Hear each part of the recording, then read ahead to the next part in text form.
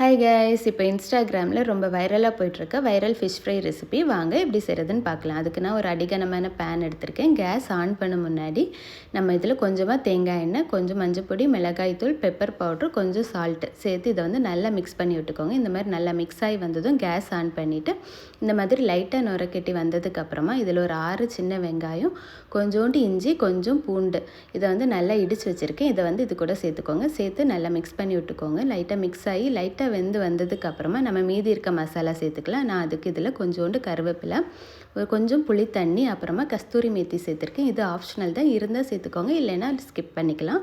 சேர்த்து நல்லா மிக்ஸ் பண்ணி விட்டதுக்கப்புறமா நான் இதில் வந்து ஒரு 3 மீன் சேர்த்துருக்கேன். நான் வந்து வெள்ளை மீன் சேர்த்துருக்கேன். உங்ககிட்ட என்ன மீன் இருக்கோ அதை நீங்கள் சேர்த்துக்கோங்க. சேர்த்துட்டு நம்ம எக்ஸ்ட்ரா இருக்க மசாலா இருக்குல்ல, அதை வந்து மேலே வந்து லைட்டாக எடுத்து தேய்ச்சி விட்டுக்கலாம். தேய்ச்சி விட்டுட்டு இப்போ வந்து நம்ம லைட்டாக ஒரு சைடு ஃப்ரை ஆனதுக்கப்புறமா அடுத்த சைடு திருப்பி விட்டுக்கோங்க. இந்த மாதிரி திருப்பி திருப்பி விட்டு எல்லா சைடும் நல்லா ஃப்ரை ஆகிற மாதிரி பார்த்துக்கோங்க. இந்த ஃபுல் ப்ராசஸ் பண்ணும்போதும் கேஸ் வந்து லோ ஃப்ளேமில் இருக்க மாதிரியே பார்த்துக்கோங்க, இல்லைன்னா சீக்கிரமாக இந்த மசாலா வந்து கருகி போயிடும்.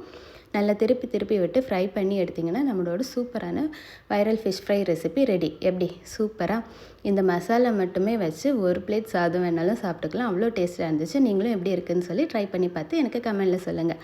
இந்த மாதிரி ஒரு சூப்பரான ரெசிபியோடு உங்களை திரும்ப பார்க்குற வரைக்கும் பாய்.